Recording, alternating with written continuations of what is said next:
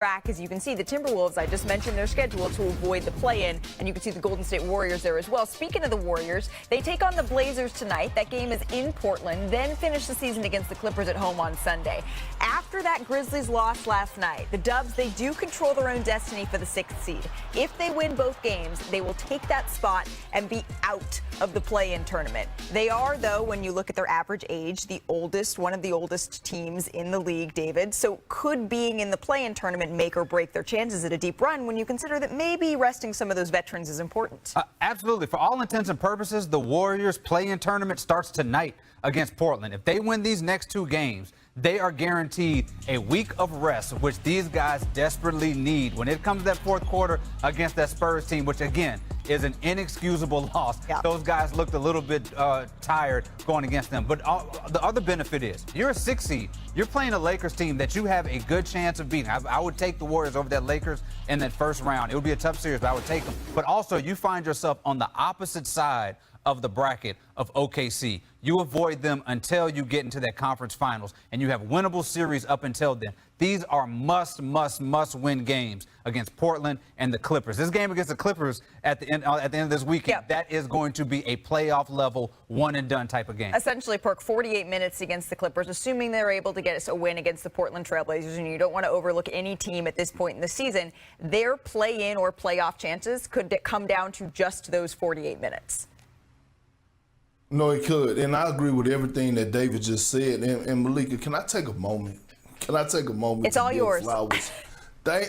Thank you, Adam Silver. The play-in tournament has been the best thing that has happened to the NBA in the last 10 years. Right? Think about it.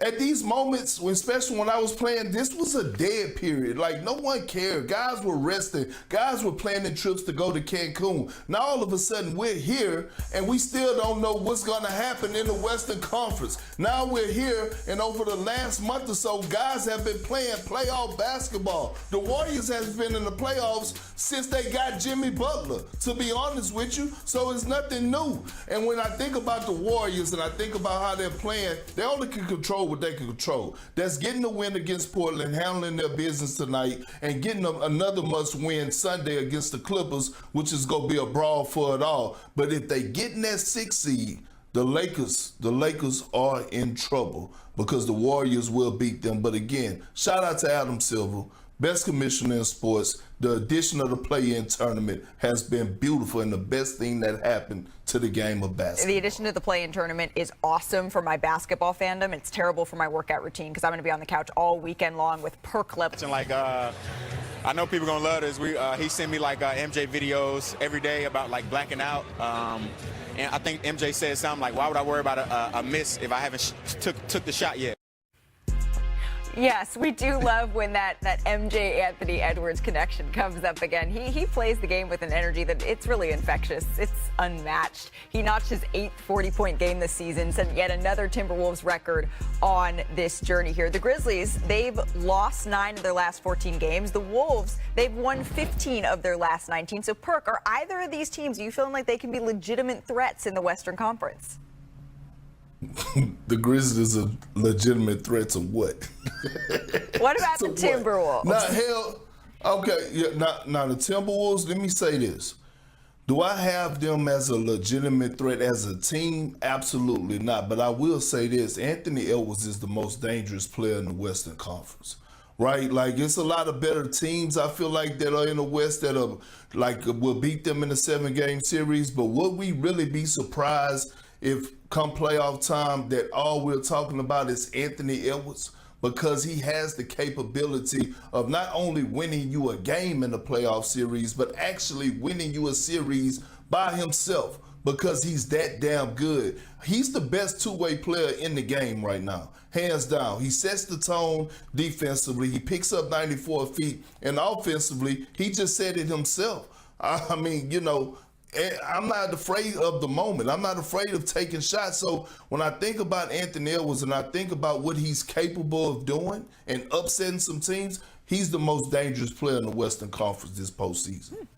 Yeah, Minnesota is a wild card. I'll tell you who's not a wild card. It's that Memphis Grizzlies squad. I'm sorry to say, I hate to be the bearer of bad news to the folks in Memphis. Like, their calling card has been defense, right? That has been the thing that has sustained them through the injuries. Whenever they have issues, it's the defense. Ever since since the All-Star break, essentially, they've been a middling defense in the league, and you just cannot excuse giving up 52 points in a quarter to the Minnesota Timberwolves squad. The Grizzlies have fallen off a cliff, especially with firing a coach in the middle of all this mess. And they're a play-in team at best, and they're going to be, unfortunately, a short series for whoever they face, whether that be OKC or Houston. Not to mention they have a tough stretch down this final weekend of the regular season, because why I feel so good about the Timberwolves, when you look at the Grizzlies, they still have to play the Nuggets again. The Clippers and Warriors, they have to go through each other. When you look at the Timberwolves here, all they got to do is beat a ton of questions to be answered, because only 5 teams have locked up their seeding. That is it. So here's what we know. We know the Cavaliers and the Thunder. They are the 1 seeds in their respective conferences. OKC, they've locked up the best record in the league.